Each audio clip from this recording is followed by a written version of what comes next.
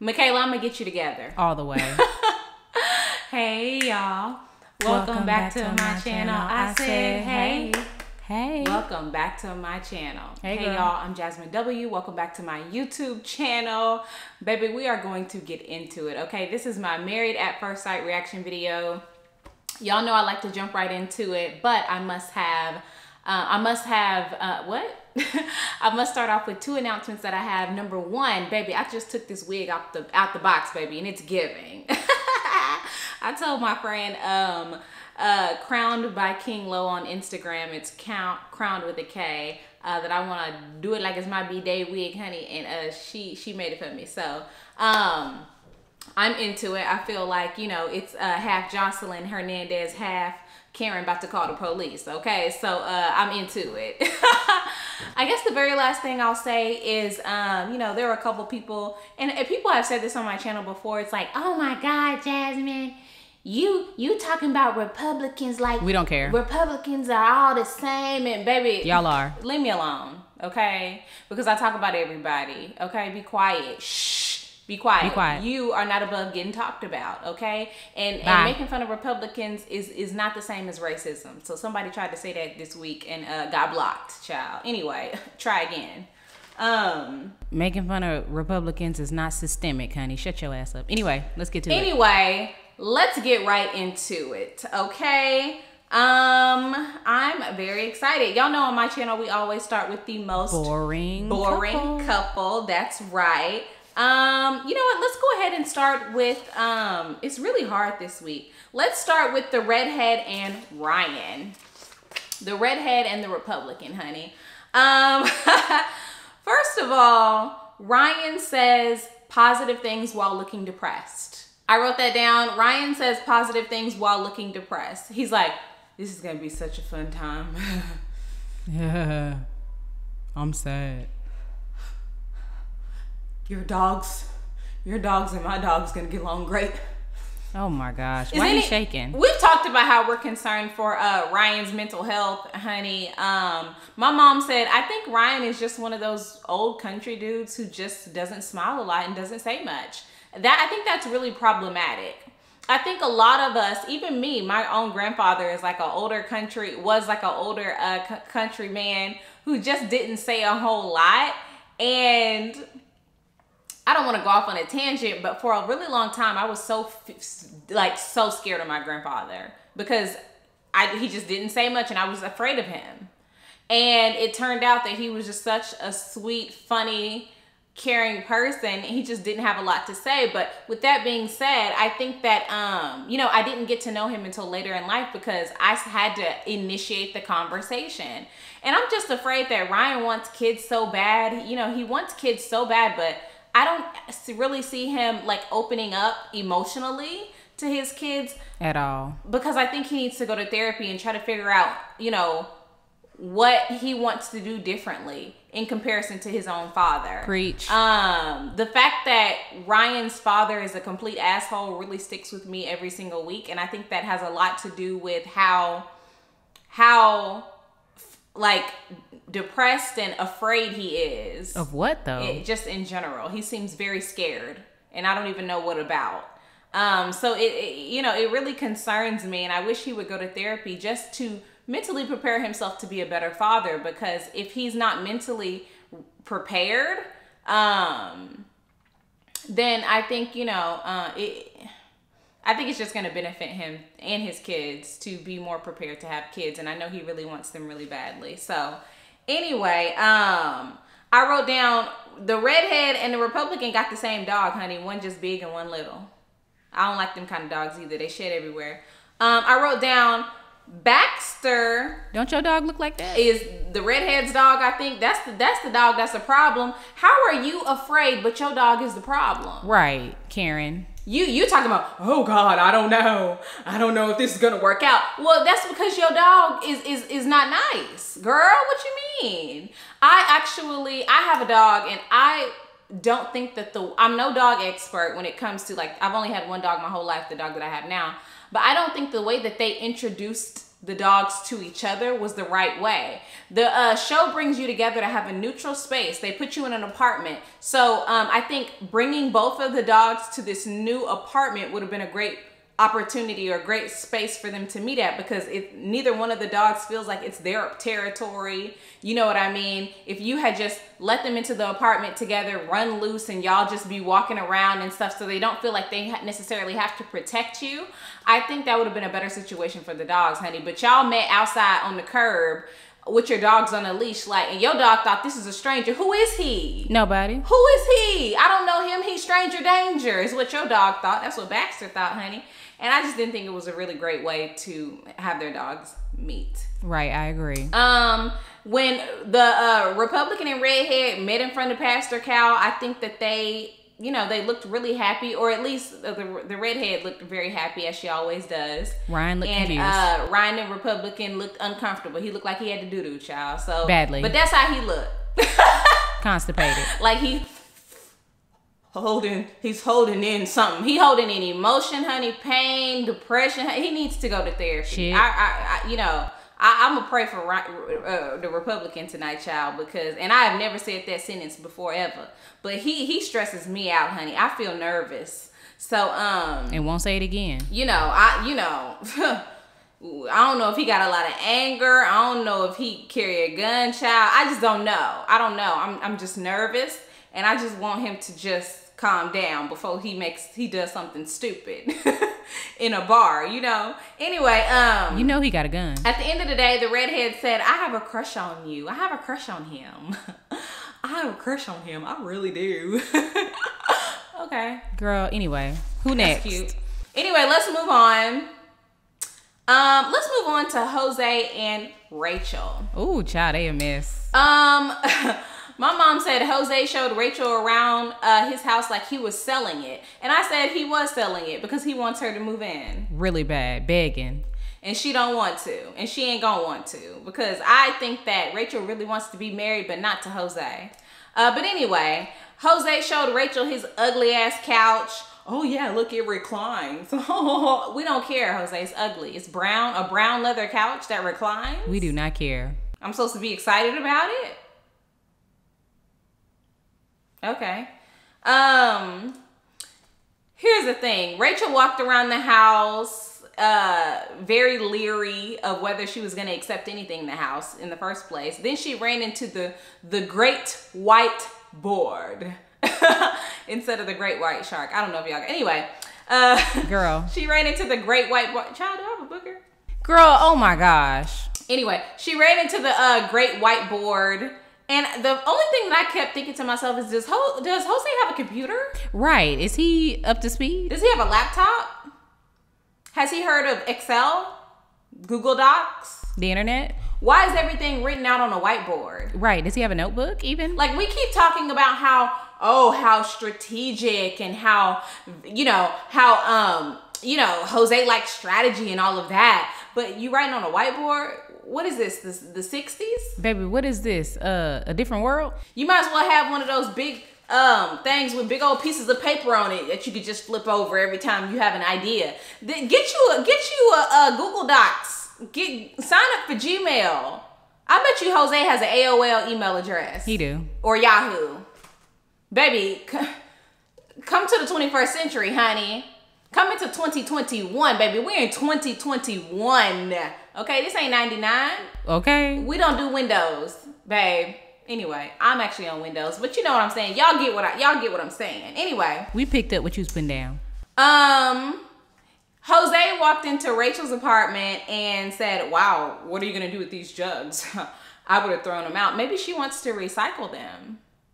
Have you ever thought? Maybe she takes them back and she gets credit. Like, I didn't think the jugs were a big deal at all. Like, you want them there by the door because on your next run to whatever, I don't know what she planned on doing with the water jugs, but maybe she planned on refilling them and drinking out of them. I don't know what it was, but the fact that he mentioned the jugs to me was just really weird, because Jose's house was pretty clean, but it's not like the most beautiful house I've ever seen in my life. It just really wasn't. It was just very basic. It was a basic man cave. It's paid for. Anyway,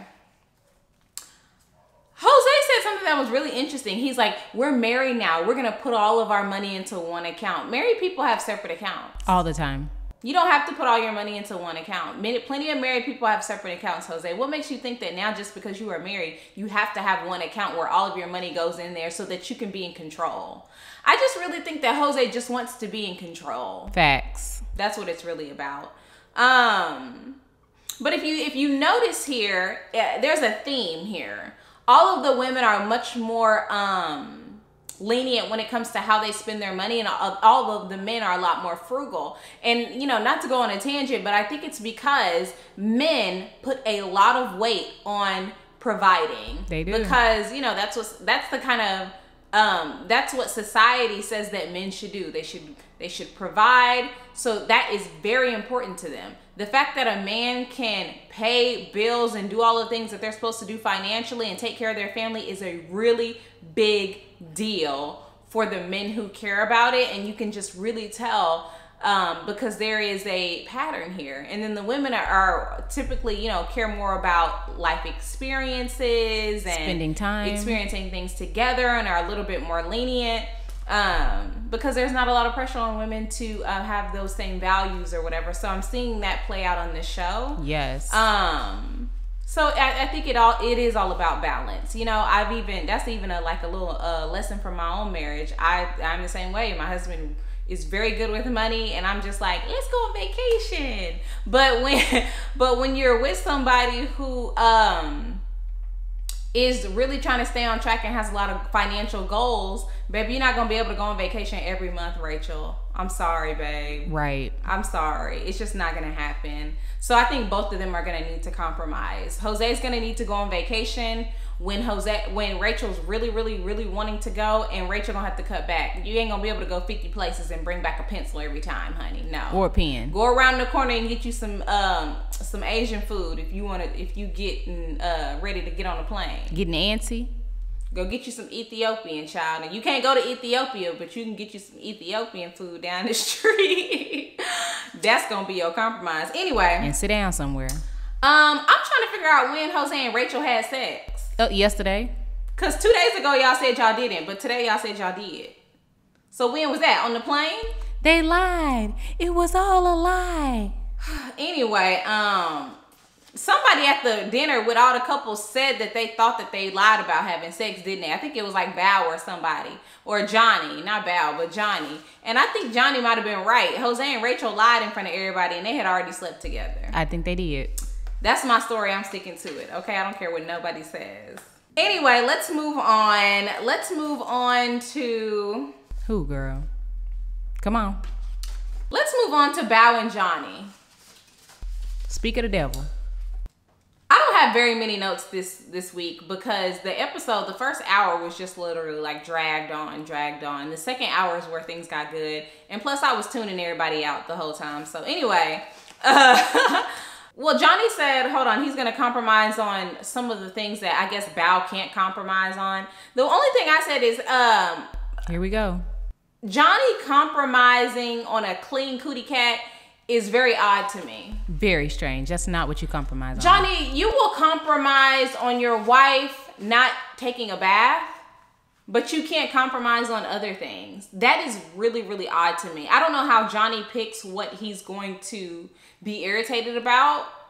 I haven't figured Johnny out just yet as far as his personality goes. And you won't. I think he just happens to be a very, very picky person. Nitpicky. I don't know if he'll ever be happy because he's so particular. Yeah. I think Johnny can find something wrong with Jesus if he needed to. Yeah. I don't like his hair. And I just think that's the type of person he is. That's his personality. I don't like his beard. He might be a negative Nancy. He might be way more like his father than he thinks that he is. Because he can really complain, can he? Anyway, the shoes, hated them. Ugly. I wrote down, I can't back down on unbathed balls, honey, because Johnny said he can compromise on an unclean cootie cat, and I just didn't understand it. Cootie cat.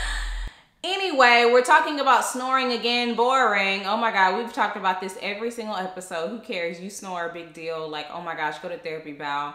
One thing that really tripped me out is during the session with Pastor Cal, Bao said that she is the one that has had to initiate physical touch. First of all, y'all have been together a smooth 6 days. And 45 minutes. We saw Johnny on the honeymoon initiating physical touch with you. Every day. You said when y'all first got married that physical touch wasn't your thing. Now you're saying, oh, I'm doing all the initiating when it comes to physical touch. What are you talking about? Make it make sense. First of all, I have so many problems with this. Number one, I think that just because you've initiated physical touch the last 48 hours doesn't mean that you've done all the work when it comes to initiating physical touch. You guys have only known each other 6 days. Right. Second of all, baby, if your cootie cat ain't clean, I don't know if I'm going to lean in for a kiss, honey. You have to do all the initiating if I don't know if you've taken a bath. Exactly. You dirty. I don't get flirty. Because you know what we do naturally? If I was to go work out right now and come home from the gym and my husband was on me, I'd be like, oh, babe, let me jump in the shower real quick. Baby, ain't nobody busting it wide open without bathing. So that's maybe why he hasn't initiated physical touch with you, because he doesn't know if your cootie cat clean. I'm going to say, just drink every time I say cootie cat. Start over. Start over with Bao and Johnny. Anyway, that's what I'm thinking. But it's been 6 days total since you guys have known each other, and your Bao's talking like she's known the man for 6 years, and like, well, this is my impression of Bao. Well, Johnny, you know, I've had to initiate all of the physical touch within the last 6 hours. The wig is helping. And it makes me feel really unattractive. Yeah. Girl, stop with the dramatics. Just spit it out. Spit it out, Bao. Okay? Anyway, she's so dramatic when she talk, honey. But at least she ain't yelling like Michaela. But we're going to get to it. Ooh, let's get to it. Anyway, when Bao told Johnny that she doesn't feel attractive because he's not initiating intimacy with her, he said he was afraid to tell her why, because he didn't want to hurt her feelings. Now, me and my mama and all of y'all too thought it was because she didn't bathe her body. Her cootie cat. It's because she didn't bathe that booty. That's why, y'all. That's what y'all thought Johnny was gonna say, but he didn't. He said it's because she acts like a kid whenever she gets excited, or whenever they, I guess, are about to do something sort of intimate, you know, like kiss. She's like, give me a kiss, give me a baby, give me a little baby. Oh, I love you, baby. Yeah, I don't think that that's cute either. I'm sorry. Like, sometimes I can get a little goofy when I kiss my husband, and he's always like, oh my God. I just think that, and Pastor Cal said, Johnny, that's you. This is about you. No, I think it's also about Bao as well. I think it's about her owning her sexuality. Okay. You know, she's like, it's my personality. It's your personality to go, hey, come here, little baby. That's not your personality. That's you stepping into a place where you are not feeling, in my opinion, mature. You are not feeling powerful, sexually charged, in charge. I feel like it is her not owning her sexuality a bit, you know? Y'all see what I'm saying? So maybe they need a little role play or something like that. I don't know what the case is, but I think it's something that they both actually have to work on. I think that when you're just passing each other in the kitchen, flirting and being giggly is really fun and cute. But when you're in the bedroom, you don't want somebody giggling while they on top of you. Like, who wants that? Yeah! Don't nobody want that. And y'all know what I'm talking about. We know what you're talking about. I'm a mess. Why do y'all watch my channel? Girl, I don't know why they watch your channel. Hell. Where you going? Okay, so you back, I guess. Anyway, y'all know what I'm talking about. Anyway, y'all, let's move on. Let's move on to Mirla and Gill. That's all I got to say, honey. Okay, here we go. Bald and the Beautiful. Let's move on to Mirla and Gill. When Gill saw Mirla's tiny little ass apartment that we all thought was gonna be bigger and more luxurious. Right. She had a view. Anyway, when we saw Mirla's little apartment, Gill went to the bathroom and he said, "Oh, look at all these pictures of you." And she was like, "Oh yeah, I take a picture every time I go somewhere, every time I go on vacation, I take a picture." And Gill was like, "Oh, you love yourself." The shade Gill was trying to throw, man. Just, their banter is really funny. I'm not even gonna lie. They should be friends and not lovers though. Facts. But Gill said, "Dang, you love yourself." You know what? I honestly think that Mirla has those pictures up in her bathroom so that when people come over and go to the bathroom, they see her in all her little sexy positions, particularly men. But anyway, that's just me. I would love to see comments below around why y'all think Mirla has those pictures up in her bathroom. Not in her bedroom, not in her living room, but her bathroom specifically, child. You taking a poop and you looking at Mirla do a cat cow. Anyway. That's from yoga. First of all, did y'all see Mirla's closet? I've seen people with more clothes than that, child. Herself? Anyway. But she definitely has more pairs of Louboutins than I have. I only have one pair, and you know why? They hurt like hell. Whenever I see a woman who has a closet full of Louboutins, listen up. Like, especially like if you're not like super wealthy, right? Super wealthy women have their assistants walk around in their Louboutins and tear they freaking feet up for 48 days and 48 nights to stretch their shoes out before they wear them. That's a different kind of situation. But Mirla particularly, right? She says she has, 9 or 10 pairs of Louboutins, right? It's a $10,000 Louboutin collection in the box. Whenever I see a woman who has a huge collection of Louboutins like that, it screams to me superficial. You know why? Because those are the most painful shoes that you will ever put on your feet. Facts. Not even lying. Louboutins feel like you went outside and cut down a tree. A thick tree. And carved a space out for your foot in the wood and stuck your foot in it and wore it around. And the space wasn't even big enough for your foot. They hurt. Like hell. They hurt bad. And me and my cousin have had a conversation about this on my podcast, Colored Couch Conversations. I forgot what episode, but I think it was the episode with Dr. Harris. It might be something about Dr. Harris in it.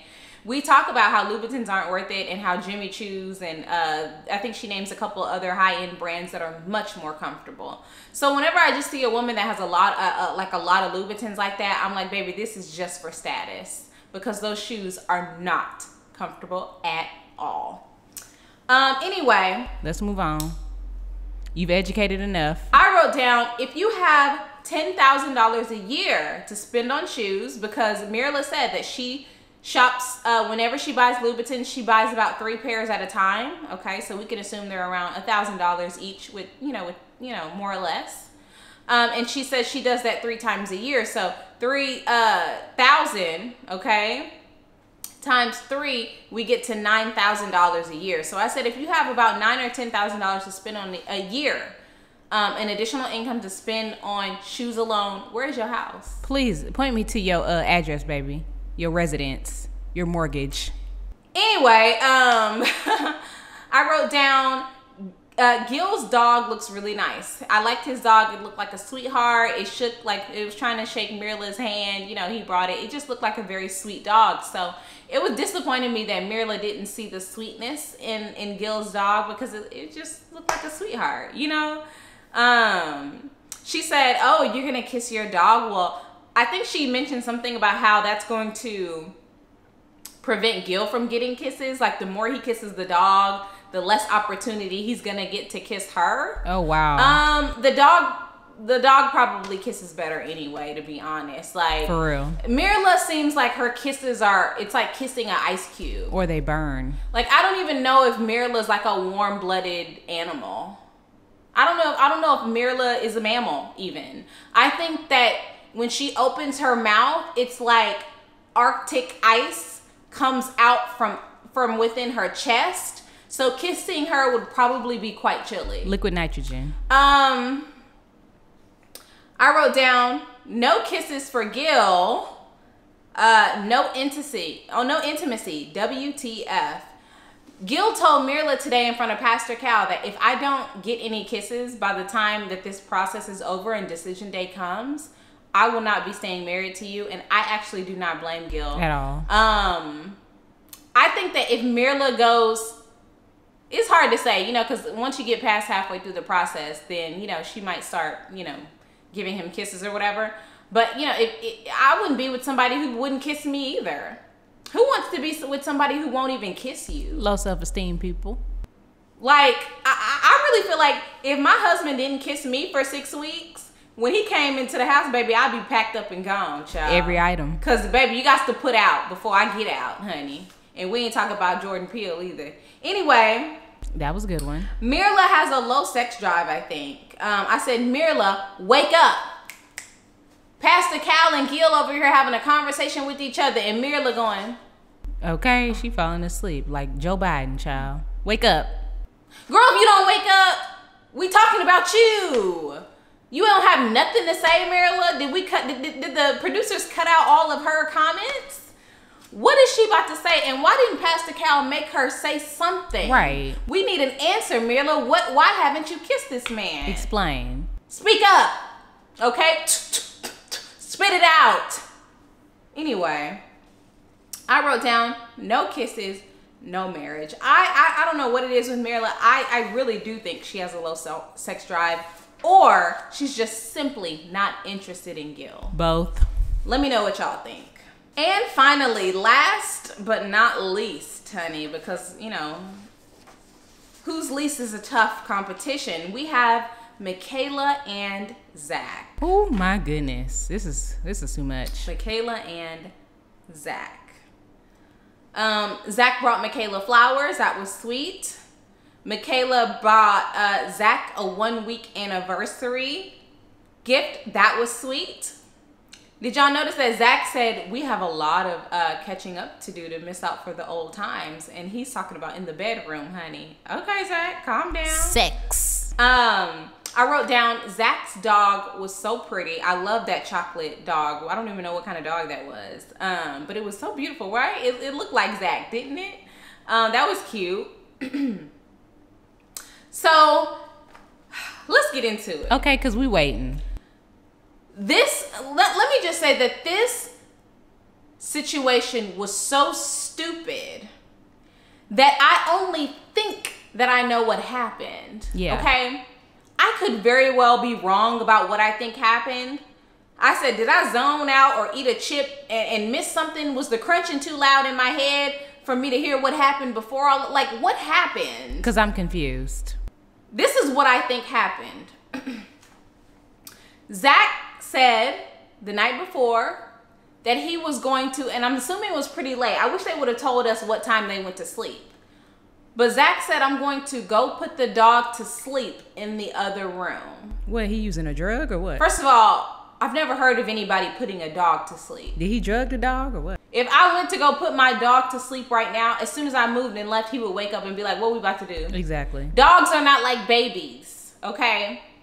So Zach went to go put the dog to sleep. Whatever that means. And fell asleep in the room with the dog. Okay. The next morning, Zach woke up at 7:30, 7 a.m. Then what? And he left with the dog to take it, to walk it, probably, and to take it to daycare. Okay. Michaela woke up while Zach was gone, called for him a few times, found out that he wasn't there, slammed some Clorox wipes onto a table, went into the room and grabbed 3 IKEA bags, packed her shit up, and left. Why did any of this happen? After calling and texting Zach multiple times and he didn't pick up.